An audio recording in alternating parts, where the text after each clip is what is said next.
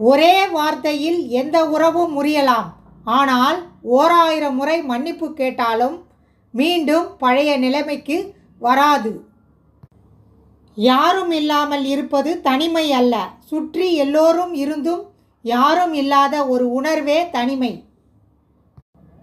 தனிமை அனுபவத்தை வார்த்தைகளால் சொல்ல இயலாது. அதை அனுபவிப்பவர்களால் மட்டுமே தெரியும். போலியான பேச்சின் மூலம் நல்லவள் என்ற பெயரை பெறுவதை விட வெளிப்படையான பேச்சின் மூலம் கெட்டவள் என்ற பெயரை பெறுவது எனக்கு பெருமைதான்.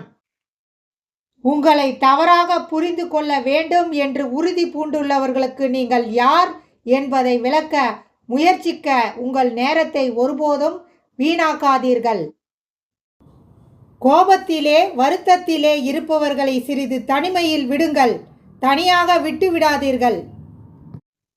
எதிர்பார்த்த போது கிடைக்காத எதுவும் அதன் பிறகு எத்தனை முறை கிடைத்தாலும் சந்தோஷம் கொடுப்பதில்லை. அன்பும் அப்படித்தான். நம்முடைய தவறை ஒருவர் சுட்டிக்காட்டும் போது அமைதியாக கேட்கும் அளவிற்கு பொறுமை இருந்தாலே போதும். செய்த தவறை மீண்டும் செய்யாமல் சரி செய்து கொள்ளலாம். கஷ்டப்படுங்கள், கவலைகள் தீரும். கவலையாக இருக்காதீர்கள், ஒருபோதும் கஷ்டங்கள் தீராது. எல்லா பக்கமும் உறவுகள் கசக்கும் போது மனதிற்கு பிடித்தவரிடம் தான் மனம் ஓடி வருகிறது.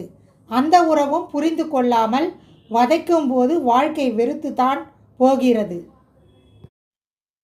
என்னதான் உரிமையோடு நினைத்து பழகினாலும் சில நேரங்களில் நீ யாரோ நான் யாரோ என்று உணர வைத்து விடுகிறது சில உறவுகள். இப்பொழுதுள்ள மனிதர்கள் எல்லாம் எவ்வித குற்ற உணர்ச்சியும் இல்லாமல் துரோகம் இழைக்க கற்றுக்கொண்டுள்ளனர். உண்மை இல்லாத இடத்தில் உரிமை கேட்பது தவறு. உரிமை இல்லாத இடத்தில் பாசம் வைப்பது தவறு. பாசம் இல்லாத இடத்தில் பழகுவதும் தவறே. உனக்கு உண்மையா இருக்கிறவங்களுக்கு மட்டும் நீ உண்மையா இரு. அதை விட்டுட்டு எல்லார்கிட்டையும் உண்மையா இருந்தா நீ நல்லவன் இல்லை, முட்டாள்.